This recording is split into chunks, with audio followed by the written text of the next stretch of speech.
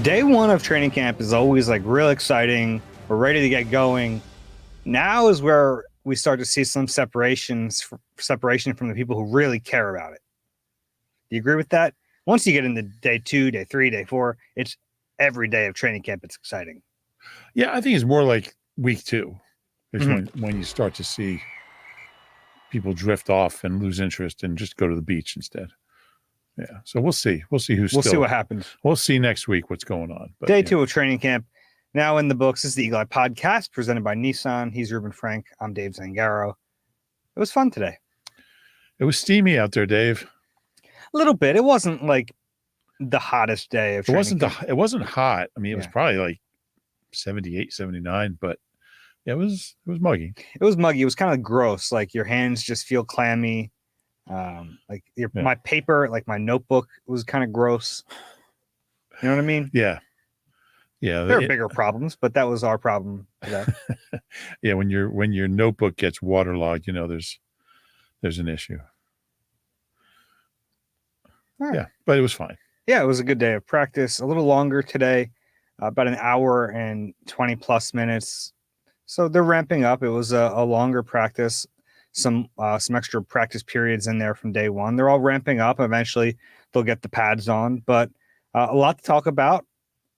Plenty of observations to break down from this practice. We talked to Vic Fangio before practice. Always love talking to Vic Fangio. He's great.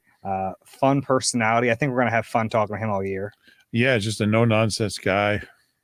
No BS. None of that. Doesn't suffer fools. Reminds me a lot of Jim Johnson. I can see that. Yeah. I didn't cover Jim Johnson, but he has a little bit of Jim Schwartz in him. Maybe a little more honest. Yeah. Jim didn't lie. He just said, I'm not going to answer that. Yeah, and he would talk about the Orioles for That's 5 right. minutes.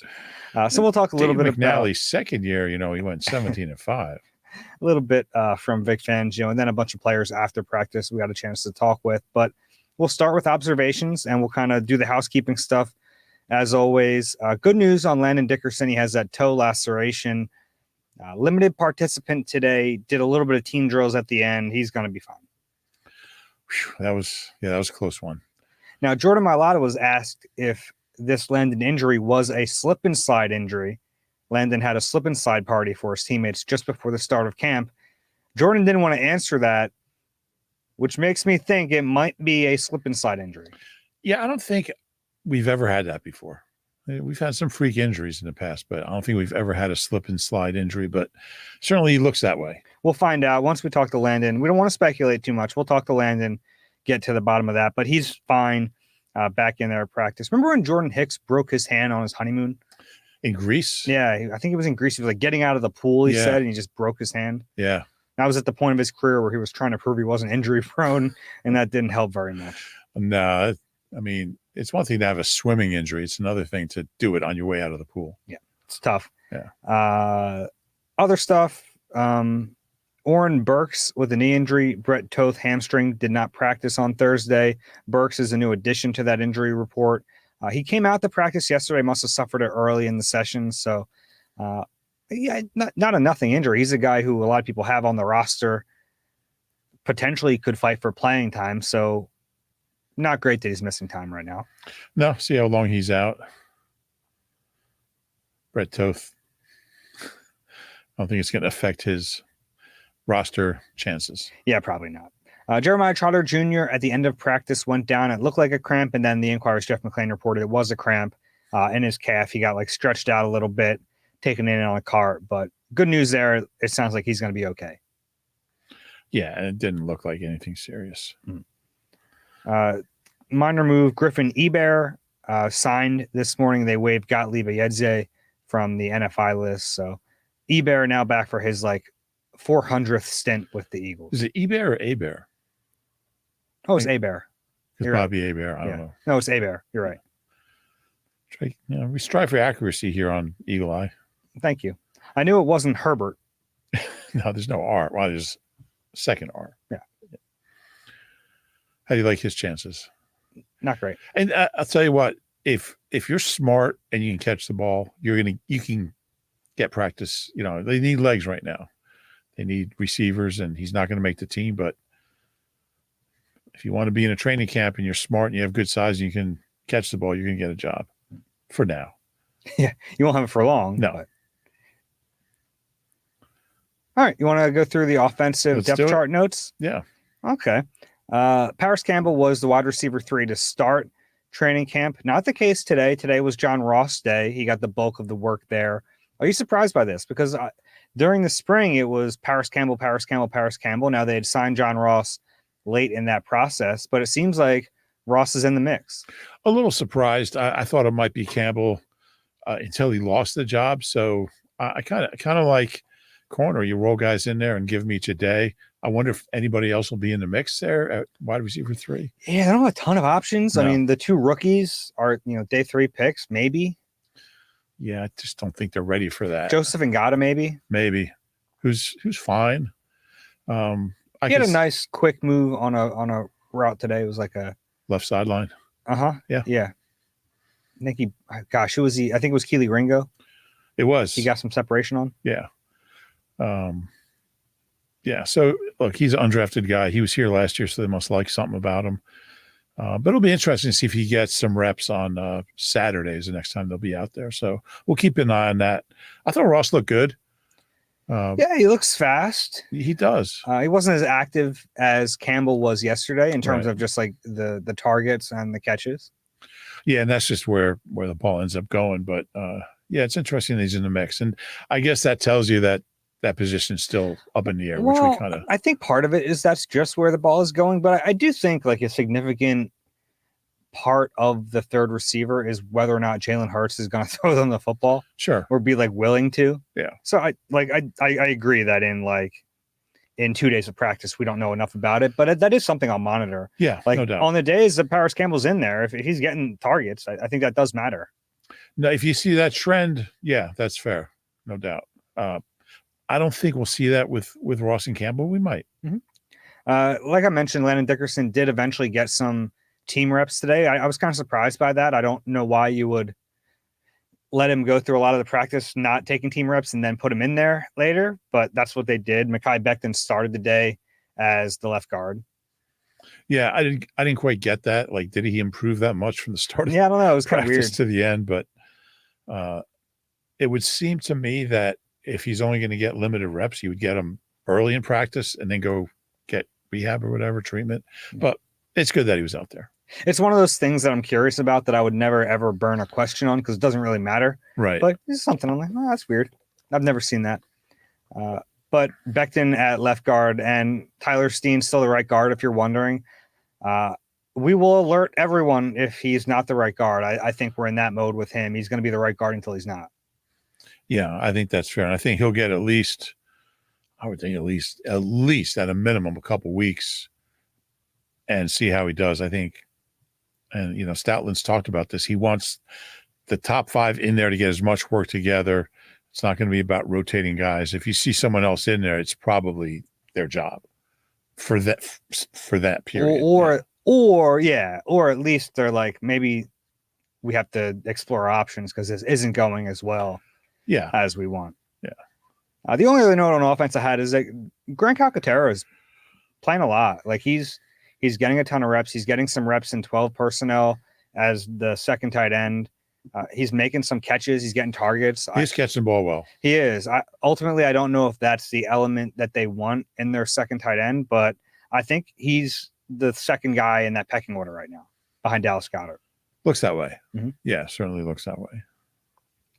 On defense, yesterday to start training camp, it was Isaiah Rodgers as the first team corner opposite Darius Slay.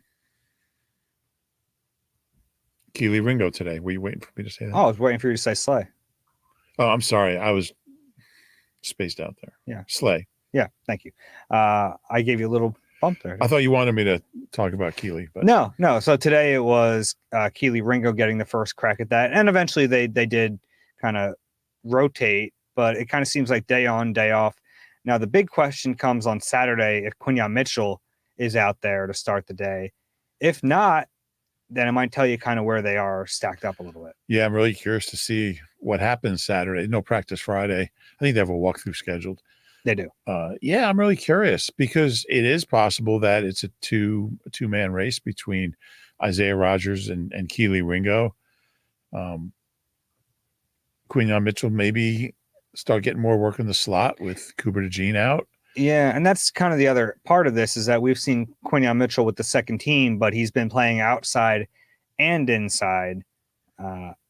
You're right. I think if they're looking at this and they think, well, right now Keely Ringo and Isaiah Rodgers are ahead of Quinyon Mitchell, which could very well be the case, and they're not sure if Quinyon's going to catch them. You still want to get your first round pick on the field, and the way to do that is probably as a nickel. Yeah, and Vic had some interesting things to say about Quinyon from that standpoint. We'll get to that. Well, we can talk about that now. I think we can intersperse some of this. I didn't know that was allowed. Yeah, we're allowed to go off script a little bit. Ooh. He basically said we didn't know we could do it either, and we threw him out there. And he did it. Yeah, he did play inside a little bit in college. It wasn't like he was a strictly outside corner, so he put that on tape. But it's obviously a big jump in talent. Yeah, and it would solve a problem. I mean, I just don't know how productive it is to have Avonte Maddox as your first team slot. But hey, maybe he'll stay healthy. It has happened before. I think he was healthy in 2021. He missed one game. So it is possible, but I just think you're asking for trouble if you give him that job, and he's probably the most talented slot there, but he's just going to get hurt, and then you're back to square one trying to find the next guy. So at the very least, prepare for the possibility that he's going to get hurt and get Quinyon Mitchell the reps, get whoever else, Tyler Hall the reps, whoever else, Eli Ricks. Yeah. So far through two practices, though, it's been almost all of Avonte Maddox as the first team nickel. They've rotated a little bit like at the end of a practice period, but for the most part, it's been Maddox out there. Yeah, that makes sense, I guess. I mean, if you're not worried about him getting hurt, it makes sense. And maybe he won't. Yeah. He's 2 days in, no problems yet. Linebacker. And Vic Fangio is very honest about the two biggest competitions, which I like. It's like sometimes there's something that's so obvious, but a coach just refuses to say it. We all know that the two biggest competitions on that side of the ball are at cornerback and linebacker, and he admitted it. We all see it, but man, they're trying a lot of different combinations at linebacker, and that's without Oren Burks on the field.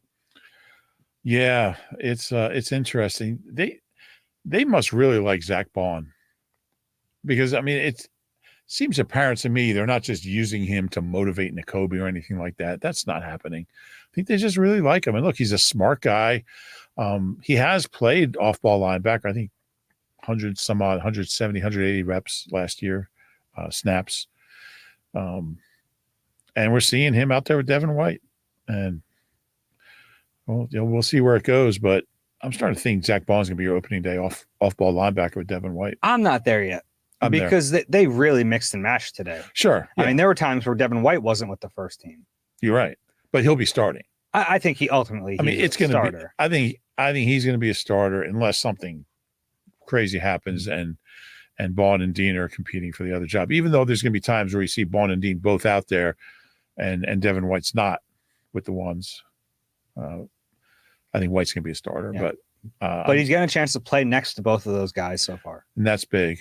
Yeah. And they've talked about the interchangeability of those two positions. I think that's important too, because if you have an injury and like say Devin White gets hurt, someone needs to call the defense. Right. I think they're all smart guys. I think they all have that going for them. Zach Bonds looks really good in coverage.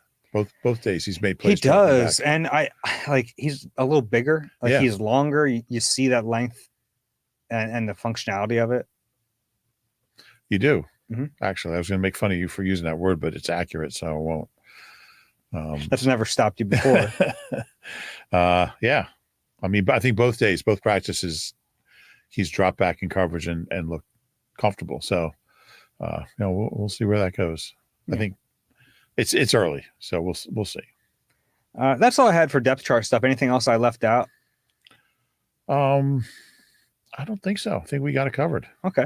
One of my big takeaways from today, and we started to see it on day one, and we mentioned it yesterday, but Jalen looks fast. Yeah.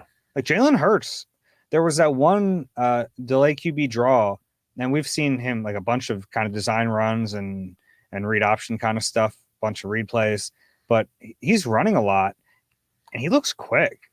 He kind of looks like he did his rookie year. Remember when he ran like every other play late in the season, and 21. I mean, he really the beginning of each year he looks like this, and boy, they got to figure out a way to keep. I mean, I don't know if you can keep him this healthy. You probably can't. You can take a beating playing 17 games, but if they can get him to the playoffs with this kind of speed, what a weapon! I don't know how you do that. Yeah, that one play. I mean, did you see the same thing on that play? Yeah. To see him like take it to the next gear. Yeah, he's running away from DBs, and my brain is saying that's great. He looks amazing. How do you get that to January? And how do you? It's such a weapon. It wasn't last year. I mean, he was so compromised physically at the end of last year. He couldn't run at all. I mean, he would try to turn the corner, and defensive tackles were tackling him. So if they can, he's not going to be this fast in January and December, but if you can be close to it, you have yourself a weapon. Yeah. And the second part of that is, and I want to see if you agree with this. It looks like him in the run game is a part of this offense. Yeah. Whether it's design runs, whether it's read options, whether it's RPOs, like they are using his legs, and that like kind of a question mark because Kellen Moore comes in like, does his offense have all this stuff in it? Can he put all of it in? It's a part of it. Yeah, I would agree with that. And I didn't expect to see so much of it at practice, where we can see everything and write it down and report on it. But yeah, he's running a lot of different ways and out of a lot of different things. And I don't think there's any question it's going to be a part of what they do. But there's also a way to. I also think there might not be as many tush pushes with Barkley. We'll see how that goes. I think there's still ways to protect him and be smart about how you use him, and some of that's on him too. As far as just getting out of bounds and taking the 5 yards instead of taking on contact and maybe getting a couple more yards. Some of that's on him being smarter with the ball in his hands. I do think there's a way to protect him to an extent, to a certain degree, and also use that dimension of his game, which is really dangerous. Yeah, I'd agree with that. That throw it's fun to watch, though. Oh, yeah. Plus, I mean, he's throwing the ball great. Yeah, that's the next We'll get to that. part. No, let's get to it right now. That's my biggest takeaway through the first 2 days is just how good this offense looks. Yeah. And it was a big question to me after the spring, and it wouldn't have been like the sky is falling if the offense didn't look great right now. But based on the spring, I thought this is going to take a little bit of time to figure out this offense. It looked like in the spring there's just too much thinking going on, which is understandable. Like you're learning a new offense, you're learning all the new plays and the verbiage, and you're trying to figure it all out. And there were moments where it looked like Jalen was like a split second late because he's thinking too much. Yeah. That hasn't been the case this summer so far. No, it seems like they all know what they're doing. They all know the plays. They all know where they're supposed to be. I didn't expect the offense to be this far ahead of the defense. I mean, I don't think the defense has been bad, but I think the offense is ahead of the defense after 2 days, which isn't very much. I think the offense is just looking really good. They look really sharp. And boy, I don't know if they've looked this sharp this soon. I mean, we talk about a new coordinator, a new offense, like you said, new terminology. It's really encouraging where they are in all facets. And that's, throwing the ball, catching the ball, running the ball. And there have been a few pre-snap things. Like there were some false starts on Wednesday. Today they screwed up one of the motions. Yeah. Like back-to-back plays. I think it was it Ngata and Ross were both in motion at the same time. Like there's like a little confusion there, but once they get the playoff, they're looking crisp. Yeah, you used a phrase that I used talking to somebody, like you're not seeing any balls on the ground. Oh yeah, I think Devontae had one drop yesterday, and that's the only one I remember. There was one incompletion today to Devontae. He caught the ball. They ruled him out. It was close. He might have caught it. Yeah, he might have toe tapped. I counted that as a catch. Did you? Yeah, you're overruling the ref. A replay challenge. It would have been a great catch if he made it. I don't know if he did. It was tight. But the point being, the passing game, with so many new elements to it, looks pretty advanced. Yeah. And AJ Brown looks great. He had that one time where he beat Slay through contact. I think Slay might have gotten a penalty there in a game, but AJ fights through it, and it was just in the breadbasket over the top. And that's a pretty The ball one on from the right Jalen. sideline now. Yeah. That's that was sweet. That's a ball Jalen's always thrown really well, is the over the shoulder ball. And that one was just a dime. It was a sweet play. Yeah. So the kind of play you say, wow, they still have it. And yeah, it was, I just wish people could be out there. I wish 5,000, 8,000 Eagles fans could be out there watching. There was another play later where AJ just hit a slant, and you're like, oh, yeah. There's the cheat code also. You can just run the AJ slant all the time. Yeah. Yeah, they got that chemistry, Jalen and AJ. Mm-hmm. Kenny Gainwell, I thought, had a busy day today. A lot of Kenny Gainwell. Kenny Gainwell catches in the flats when Kenny Gainwell runs. Which I've talked about. I think he's going to be a factor. Yeah, I don't know to what extent. Obviously, we know Saquon is the top guy. He's going to get a bulk of the work, but he's not going to get all of it. And right now, Kenny Gainwell is ahead of Will Shipley. Yeah. I really believe Gainwell is going to have, if he's healthy, 120 touches, 130 touches. What's like 7 or 8 a game? Okay. I really do. I just think they're going to be smart with Saquon. And Gainwell's good. I mean, he's a good player. He's a solid back.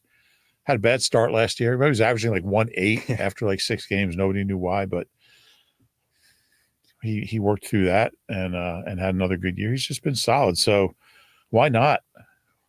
Why not just get Saquon healthy, keep him healthy, don't give him 325 touches and spread the ball around. That's what Kellen Moore's MO has been. My favorite thing about Kenny Gainwell, early morning jugs machine. We're out there waiting for Vic Fangio. He's on the jugs machine. And I'm not saying no one else works. Like, I'm sure other guys do it at a different time. But I'm saying if I'm a player, I'm finding when the reporters are out there, I'm getting my jugs work in. And you're going to see me put this extra work in. That would be important to you. Any advantage, man. I'll take the positive press. No? Yeah. First one out on the field. This guy wants it, man. I mean, all 3 backs are good receivers. You see Shipley looks very comfortable catching the ball too. So again, that's going to just give Kellen Moore more options. Okay. On defense today, I noted 3 plays. If you have more, let me know. I thought, and I thought of one more after this, but Bryce Huff had a quote unquote sack in 11-on-11, decent pressure. Don't read into it too much. You can't really tell too much before the pads go on, but I thought he kind of had a quiet day on day 1. So it was good to see him get in the backfield on day 2. Avonte Maddox had a forced fumble. It's a great play on CJ Uzama on 7-on-7s. Uzama catches the ball, turns, starts to run upfield. And Avonte, who's like half his size, is able to jostle that ball free, which is, dude, ball security matters. I mean, he just punched it out. Yeah. Yeah, he punched it out. It was a veteran play. Good play by him. Uzama's got to be more careful with that. Yeah, it's like in basketball, the center is dribbling the basketball. The point guard is small enough he can get in there and steal it. Yeah, that's what it was like. But yeah, nice play by Avonte. Yeah, and then Terrell Lewis almost made the play of training camp. He kind of dropped in the coverage, and Kenny Pickett threw a laser right at him. It hits him in the arms, and he almost caught it on the way down, and it fell incomplete. But I wrote this, it kind of reminded me of the Josh Sweat pick 6 in Dallas a couple years ago.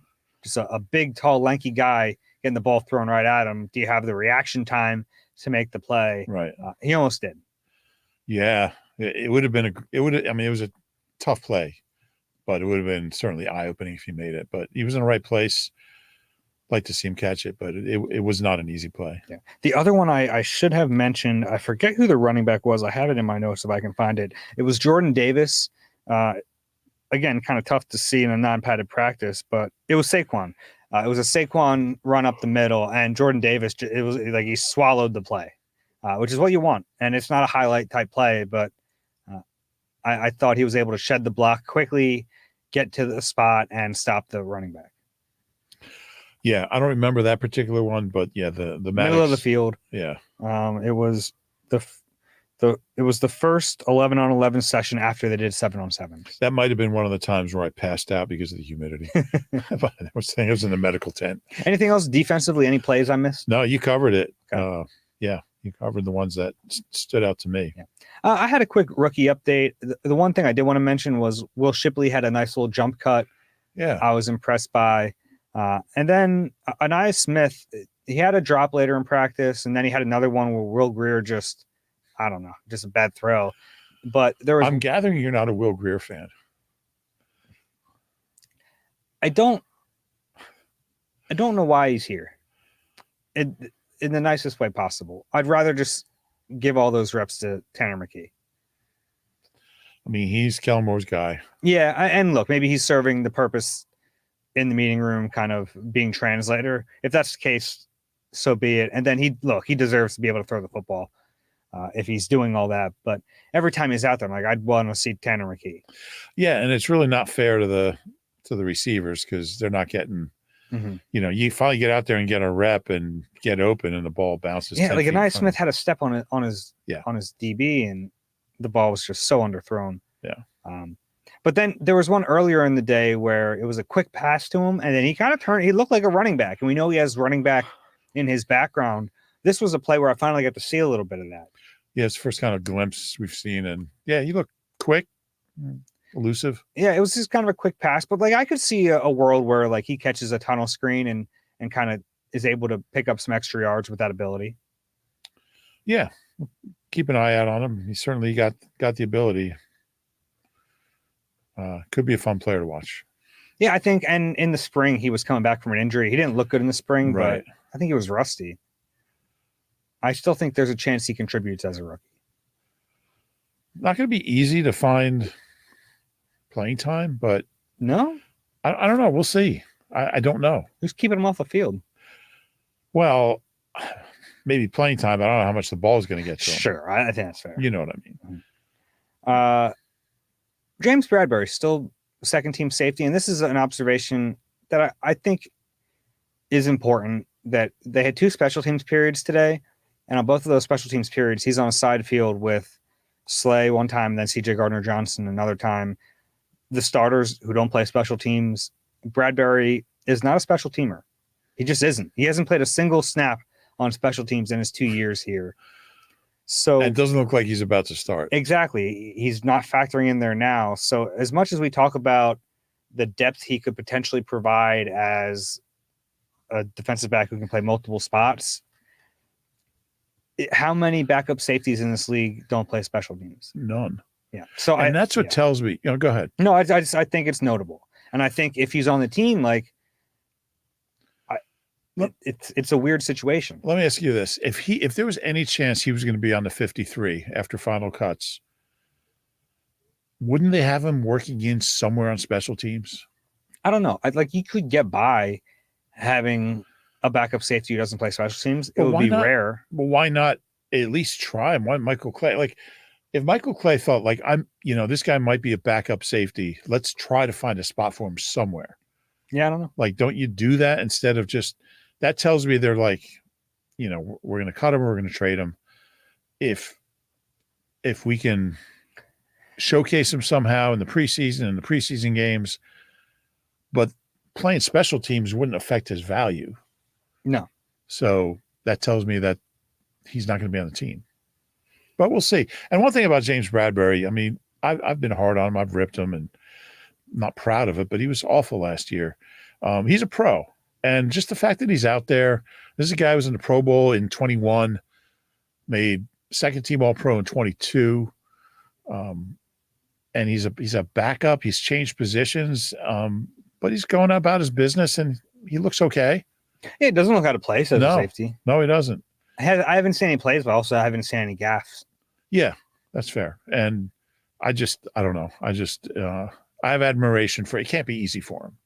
No, it's got to be a kind of a shot to your ego. And it's funny because like playing cornerback in the NFL, you have to have an ego. Even if you're not displaying it, you have to have confidence to you. Yeah. And to be demoted and forced to change positions, and it's got to be a little tough on him.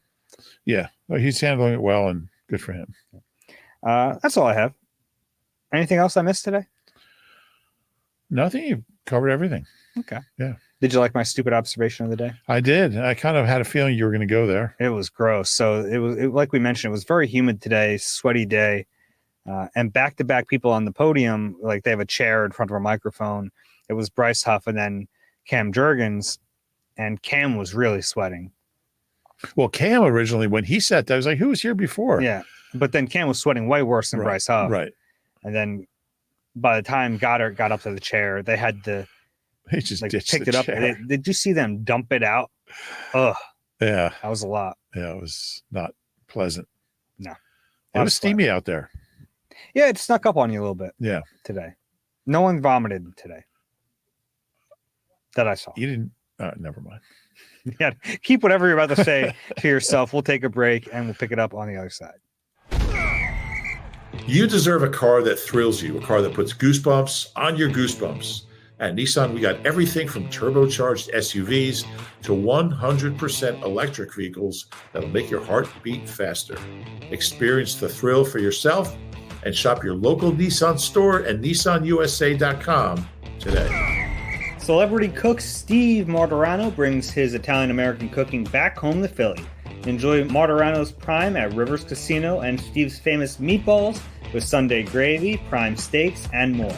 Make reservations at Martorano's Prime on Open Table. Roob, before practice, we got a chance to chat with Vic Fangio.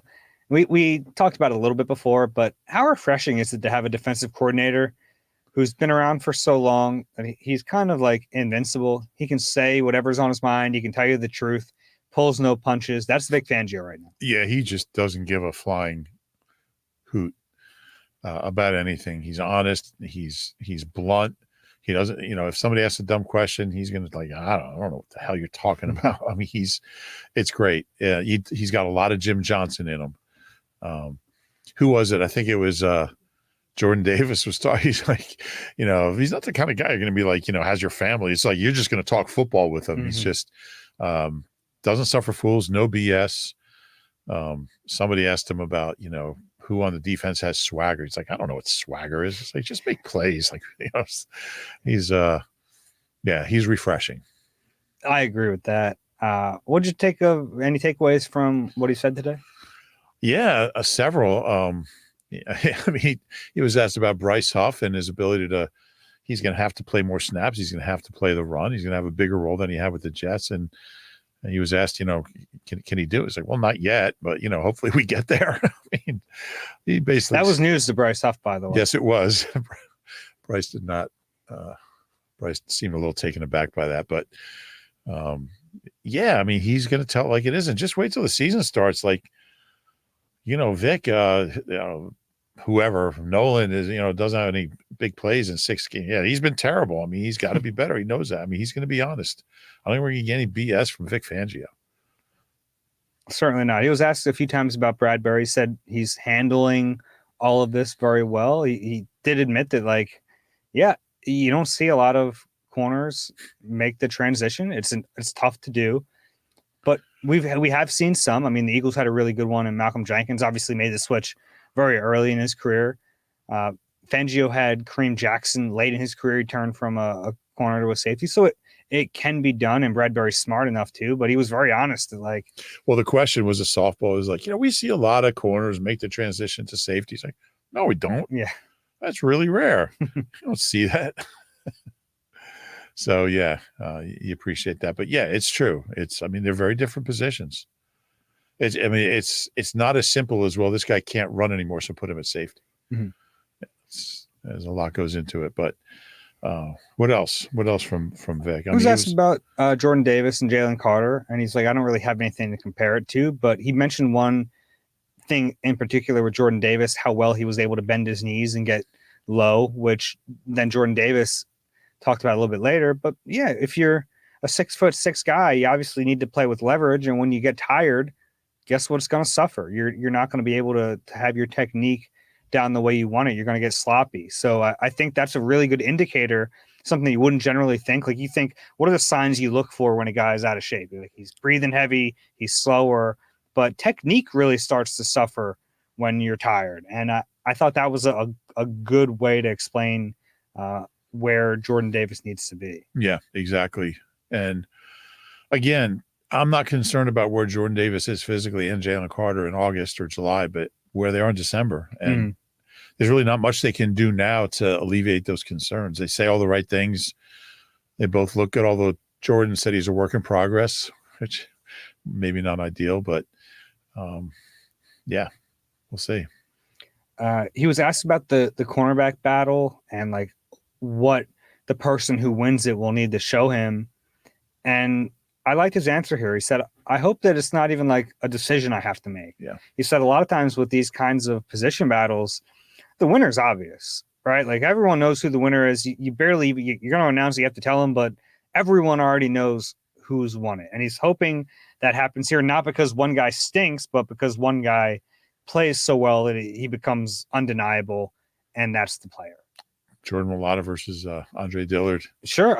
Great example of that, right? Like a position battle where they didn't need to tell us Jordan Mailata was a starting left tackle. I think we were at the link, and was it COVID year? And I just said to you after one rep, this battle's over. Yeah. That was so obvious. But yeah, I think that's a really good point. He won't have to make this decision. Now, this might be a little different. Yeah, because I think the talent level here with the guys involved is higher, and there's three of them, really. Yeah. It's not a two-man battle. No, it's unusual, certainly, and fun. Yeah, I thought that was just a fun way for him to put that. He said he's starting to develop a relationship with Jalen Hurts a little bit. Jalen's been open about trying to pick the brain of defensive coaches. He did it with Jonathan Gannon quite a bit. They had 2 years together. I think he was trying to start to do that with Sean Desai, and then obviously, after a while, you're not going to do that. But I would think Jalen's going to try to learn as much as he can from Vic Fangio and how he would defend him. And Vic knows a lot of the defensive coaches around the league. So, like, from a week-to-week basis, that could be a really big resource for Jalen. Wonder what Jalen learned from the time he had with Coach Matty P? Yeah. He's going to write a book about all the stuff. Because Matty, believe this or not, like, knows both sides of the football. So Jalen was able to pick up a lot about defense and offense. Interesting. From Matty P. That's the genius of Matty P. Mm-hmm. Another thing, this is off topic a little bit. Jalen brought up Jeff Stoutland on his own the other day. He mentioned, he was asked about Jason Kelce, and he talked about the reverence that Kelce had for Stout. And he was like, I see that. And like, I want that kind of relationship with Stout. I want to learn as much as I can from him. And we already know that they chat, but I think that's kind of a cool dynamic for the quarterback to recognize this position coach who's kind of accepted as the top in the league and be like, I can learn from this guy, and I'm going to try to soak everything out of him I can. Yeah, I think Jeff Stoutland is so much more than an offensive line coach. I guess he's a running game coordinator, but he's so much more. I think everybody in that building respects him, and from Jeff Lurie on down, and considers him a sounding board on anything. It starts with Lurie because he pays the money. Yeah, I just think he's really unique among assistant position coaches that I've seen here, where he's so much more than that. He's so much more than just a guy who coaches offensive line. I'm sure there's defensive guys that go up to him. I'm sure there's defensive coaches that approach him about things, just about football. Yeah, he's special. 12th year, going into his 12th year here. It's pretty crazy. Yeah. Anything else from Vic that we didn't mention? I don't think so. I think it was just about it. Yeah. After practice, talked to a bunch of different players. Now, we were split up a little bit. I think actually the only guy who talked in the back was Jalen Carter. Jalen Carter, and I think you're right. Just Jalen Carter. What do you have to say? It's a lot of the same thing, just about maintaining level of play throughout the full season, conditioning. He talked about how hard Jordan has worked, how they push each other. It's a lot of stuff he's talked about before. Said he's going to be a lot better this year than he was last year. Really believes that he can play the way he played the first 5 games. He can play that way the whole year. promise that you'll see how good I can be. But yeah, it was a lot of it. Most of the questions for both Jordan and Jalen were on conditioning, and yeah, we can kind of jump into Jordan from that. I think the bigger question, like it's kind of a question with Jalen, but not so much. Yeah, with Jordan, it really is a lot about conditioning. He said, he did all the right things. He felt like his goal was to come back in the best shape he's been in for training camp. He feels like he did that. He kind of gave. I asked him for his what was your summer plan like, and he said, I think he said he did like D-line drills Tuesday, Thursday, Monday through Friday. It was all conditioning. Monday, Wednesday, Friday. Yeah. I think he did conditioning on the other days too. Yeah. And lifting, I think. But yeah, he's saying all the right things. At a certain point, do you think it's gonna be like, I can't talk about this anymore? Yeah, I was thinking about that. Like, I mean, we've been talking to these guys in his case for 3 years now, and I don't think it's really an issue with Jalen Carter. His play did decline, but I don't think it was really conditioning. I don't know what it was with him. But even if it was conditioning, it still doesn't feel like it's as big a hurdle as it is for. Yeah, I think Jalen Carter looks great. Mm-hmm. He looks really good. So I don't worry about him.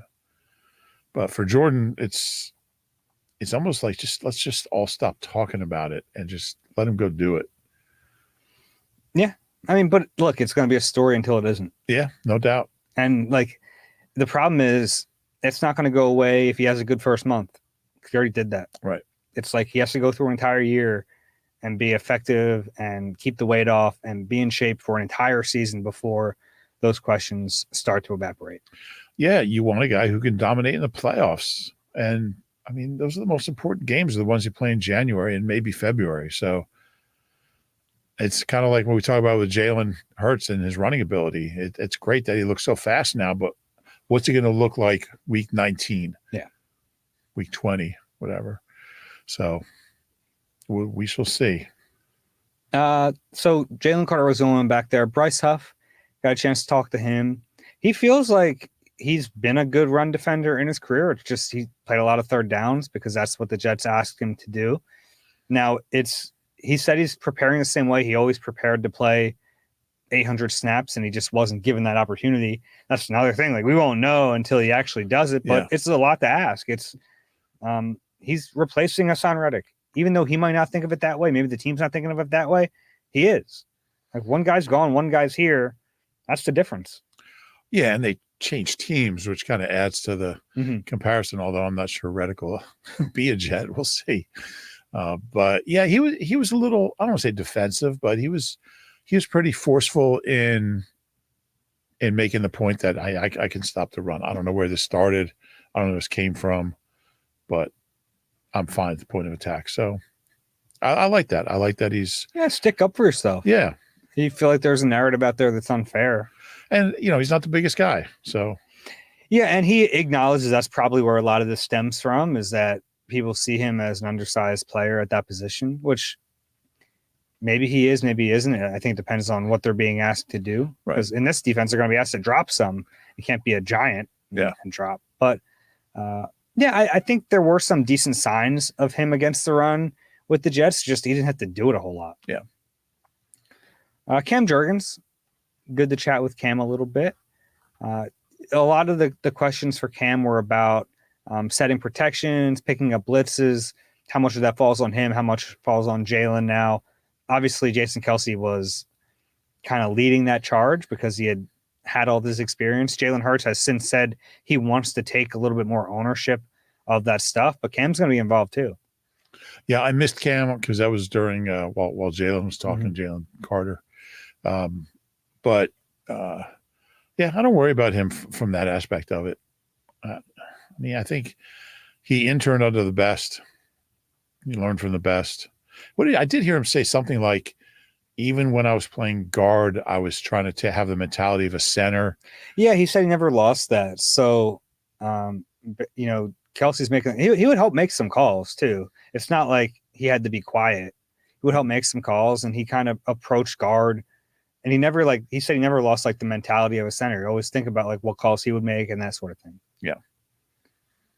And like I asked him about it, but he did have all this time with Jalen as a rookie.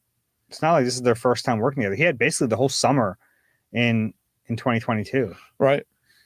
That's valuable experience. He said they've kind of picked up where they left off together. Yeah, that is valuable time they had. I didn't have a ton from Dallas Goedert. I did ask him about CJ Gardner-Johnson and what it's like playing him every day. And he said it's obviously enjoyable. Like there's trash talk, but it's all very respectful. There was a little more than trash talk, a little shove after a catch today. Yeah. Yeah, I like that. Yeah, he said it comes from like, he's like, if you have a bad play against CJ, he'll tell you. Which like believe it. It's accountability though. It's another layer to it. It's something that you don't normally think about in trash talk, but if the safety tells you that was trash and it was, it's gonna sting a little bit. Yeah, they're fun to watch. CJ's I'm enjoying the CJ Gardner-Johnson experience. Just between between plays, he's out there dancing and he gets tired, wiggling, and I don't know. He doesn't stop moving. It's fun to watch. It is. It'd be fun to just I couldn't do this because I need to watch all the practice, but it would be fun to just watch him, like ISO on him for entire practice period. Yeah, that would be good. Yeah. Jordan Mailata and Devin White were the other two, right?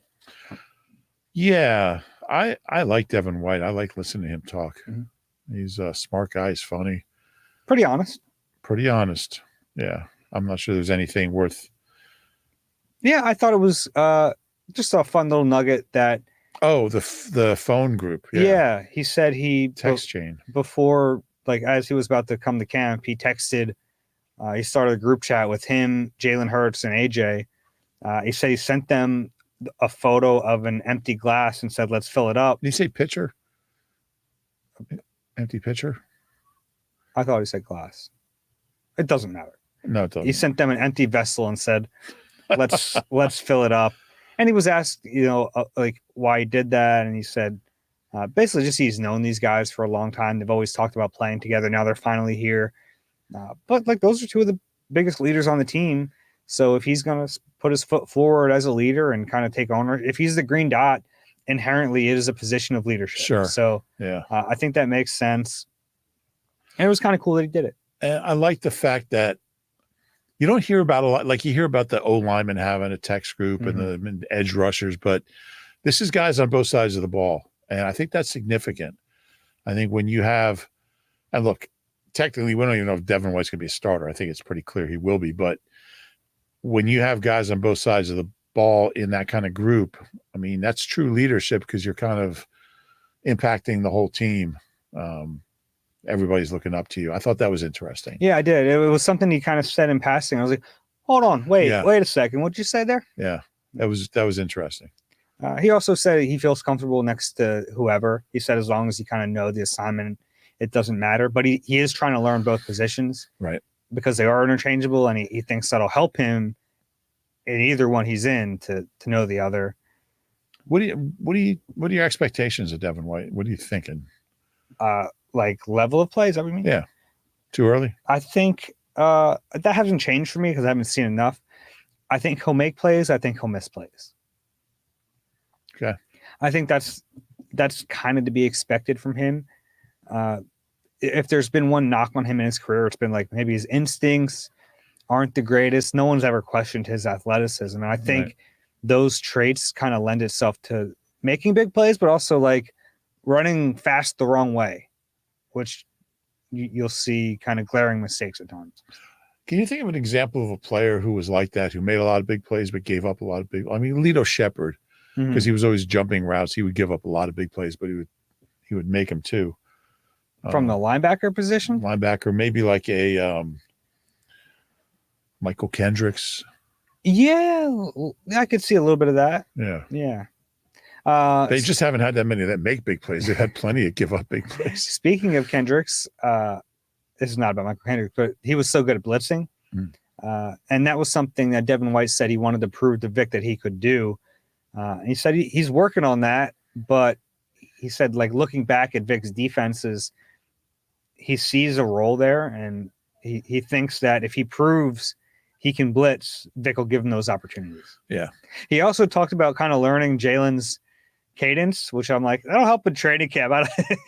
You know, you get a month playing against this guy. It's not like you're able to do that for every team you play. But yeah, I thought Devin was interesting talking about the playoff game. And he didn't. I don't think he played in that game, the Eagles-Bucks game. He might have played, but he had been benched by that point. Yeah. He just talked about, what did he say? They seemed like a team that everything was going wrong at the wrong time. Is that what he said? Yeah. He didn't want to get too much into it. For his team, he said it was going wrong at the right time. Yeah. I mean, that was a 9-win team. Eagles are favored in that game. But it's an interesting perspective. I like Jordan Mailata. He was like, I just don't talking about last year. Yeah, he was kind of over it at the end of last year. And rightfully so. Yeah. You know, I mean, yeah, guess what though? You collapse like that, you're gonna be asked about it. You are, especially if they're 10-1 after 11 weeks. I mean, it's, until they prove that that's out of their system. Yeah, it's going to be a question. The only other thing I had for Mailata was on day one, the offensive line ran gassers after practice, and it was him and Cam Jurgens who came up with the idea. Right. He said he was unhappy that they had a few false starts.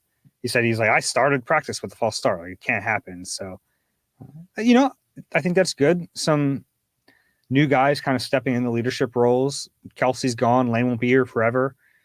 Cam and Jordan might end up being here the longest of the offensive linemen. It's possible. The only guy's Landon. Lane might be here for another 10 years. Okay. I like that, though. I thought that was a good little anecdote. Yeah, that was good. Anything else? No. Questions? Oh, yeah. Let's do some questions. Yep. Eagle Eye at NBCUni.com. You guys are flooding this inbox. We can't keep up. But I have a few in front of me. This one is from Rafael. I'm a Brazilian living in Costa Rica. I was able to buy tickets to the game. Hope to see Dave down there. I'm assuming Roob is not going. That is correct. My question is related to what you guys expect from the fan base and the game atmosphere down there. Packers have a bigger fan base, and the first 15,000 tickets available were sold in 3 hours. First, I don't know if the Packers have a bigger fan base. I have no idea. I don't think that's true. I think it won't be, just by the nature of how far it is, I don't think it'll be as like packed as the London game was with fans traveling there, but there will be a lot. Yeah, it's I'm sure it's an expensive, difficult place to get to. If I remember, the London game in 2018 was pretty pro Eagles, even though the Jaguars have fans there because they play there every year. Mm-hmm. The novelty's worn off, though, I'm sure. I guess, yeah. But I don't know. I don't know what to expect. Yeah, I'll be in the studio doing pregame, postgame. You'll be down there. It's always weird when you're in a stadium that's fans of both teams. It's just, I've never experienced that other than the Super Bowls. Yeah, it's odd. So I don't know. I don't know how that's going to go. I remember the first time I covered a game in England, preseason game, Eagles-Bills in 91. And all they did was cheer when there was a field goal attempt, an extra point, or a kickoff. Or that's going to be weird. Yeah, if it's just like a bunch of people. They love the kicking game. Oh, that's kind of fun. They love the kicking game. I can see that happening in Brazil too. Yeah. Interesting. Yeah. Next question from Paul. Hey guys, Paul. I watch a few Eagles podcasts to stay in the loop. Being a displaced Eagles fan in New York City, but Eagle Eye is by far my favorite. Well, why do you watch the other ones? Don't bother. You can watch them all. They're all very good. Question: who is the first Eagles quarterback you remember seeing play, either in person or on TV? For me, it was former CFL star and Penn State alum Pete Lisk. Oh, wow. I think for me, Tommy Thompson was the guy. No, I mean, for me, it was Jaws. Mm-hmm. I have a very vivid memory of getting gas at a gas station at the end of Creek Road, just before you get on 295. I think that's Mount Laurel, actually. Seems like it should be like Willingboro, but there's a gas station there, and I was getting gas when Jaws threw the 99-yard touchdown, overtime touchdown of Quick in 80. God, I forget what year that was, but I believe it was covered by Scott Case. What's interesting about that play too was at the Super Bowl in Jacksonville in '04. I was having dinner. A bunch of media were having dinner at the hotel, and I was talking to Jaws about that play. Scott Case was covering quick, and he started diagramming it on a napkin. That's fun. And that gave me the idea of, what if we could do a book about like the 50 greatest plays in Eagles history and diagram each one. And that was the inspiration for the book I did, the 50 greatest plays in Eagles history. Yeah. So, because before that, I didn't really follow football before that. Mm-hmm. Yeah. And I didn't live in Philly. For me, it was Rodney Peete.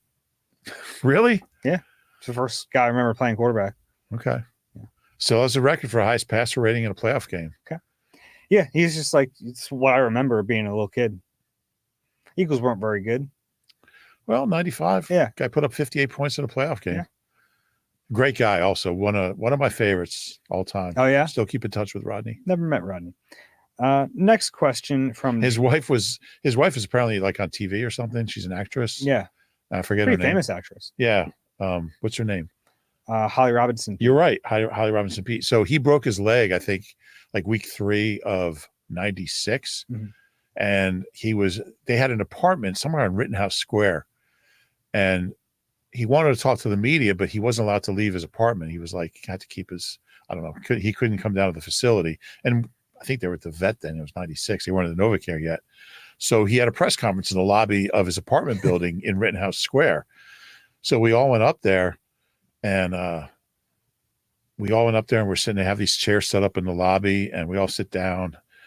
And, you try to adopt the appropriate mood when a guy's season ended, maybe career-threatening injury. And we're all sitting there quietly, silently waiting for Rodney to come out. And Holly's there, and she goes, "What is wrong with you people? He didn't die." I still remember that for some reason. Anyway, good question. Yeah. Next one from John. What are your way too early predictions for the position of the Eagles' first-round pick in 2025 based on the current roster? I like that question. Well, where do you think they're going to pick? I think they're presumably in the 20s. I think they're picked fairly late. Yeah. I think maybe wide receiver. Oh, yeah? Yeah. Interesting. Yeah. I'll go offensive tackle. Can never go wrong with that guess. Yeah, and it was like something I thought they might do this year. Yeah. So they didn't do it. Yeah. Next year. Push it next year. It's fair. Next one from Doug. I really enjoy watching your podcast. My question is stud or dud.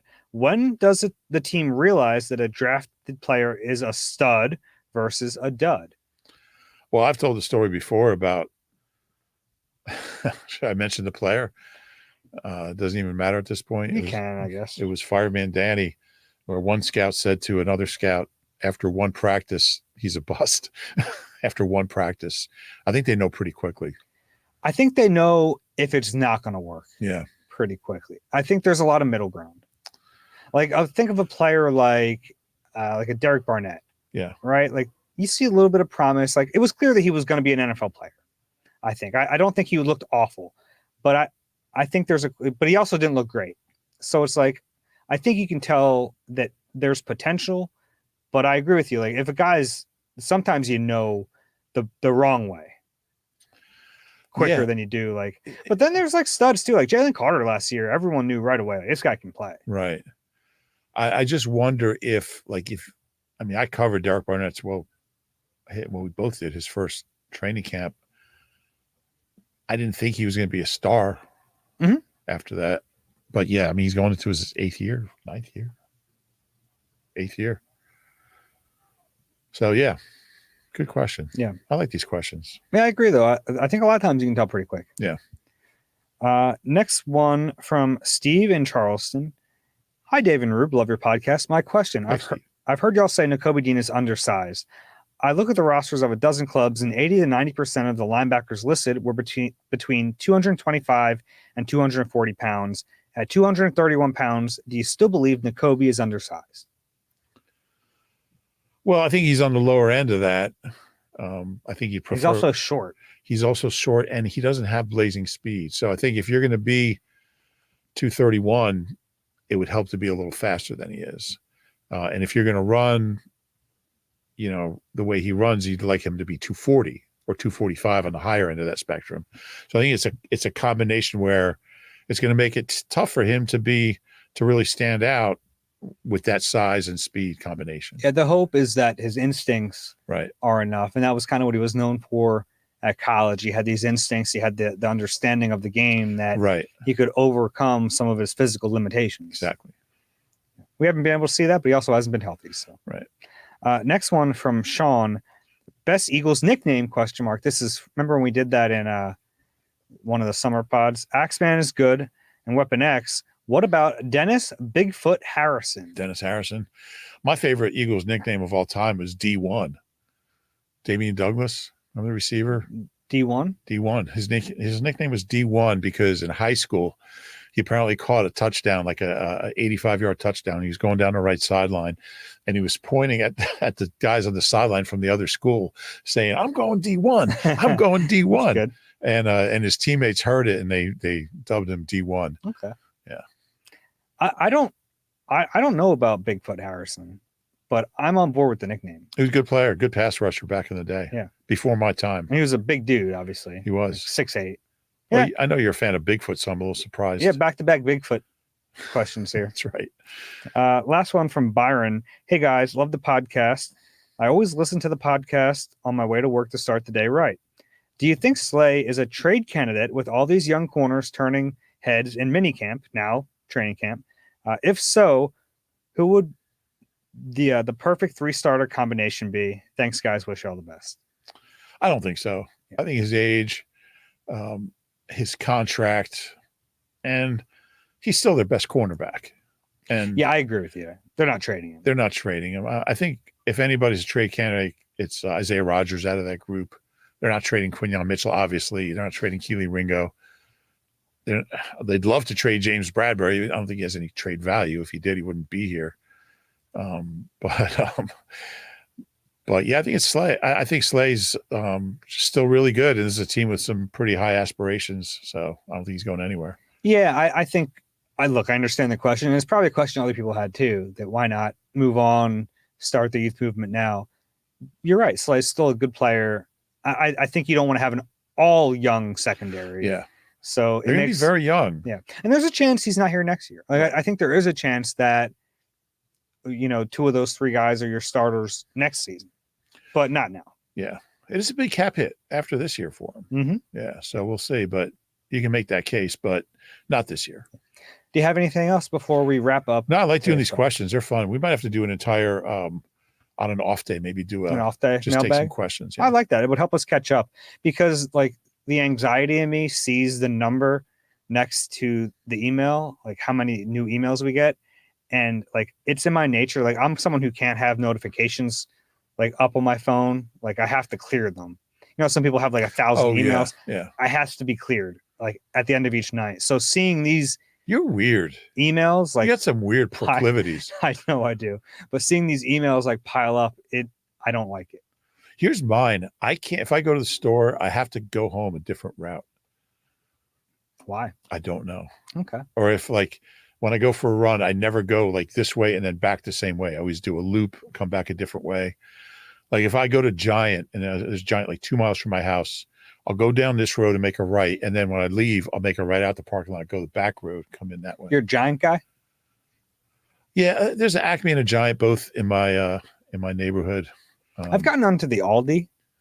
Yeah, I don't have one close to me. There's one. I like a small little store that I can get in. Yeah, and out I haven't been in an Aldi yet. I need to check it out. They're Hear fun. good I things. like an Aldi.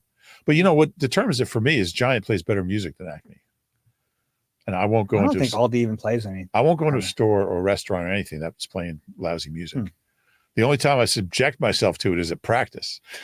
You have no choice there. All right, let's wrap this one up. If you enjoy the Eagle Eye podcast, you know what to do. Rate and subscribe wherever you get your pods. If you're watching on YouTube, please click the like button, subscribe there as well. That's it for today's Eagle Eye. No practice on Friday. They have a walkthrough. They'll be back on the practice field Saturday. We'll pod after that. But that's it for now. For Roob, I'm Dave. This has been Eagle Eye presented by Nissan. We'll talk to you soon.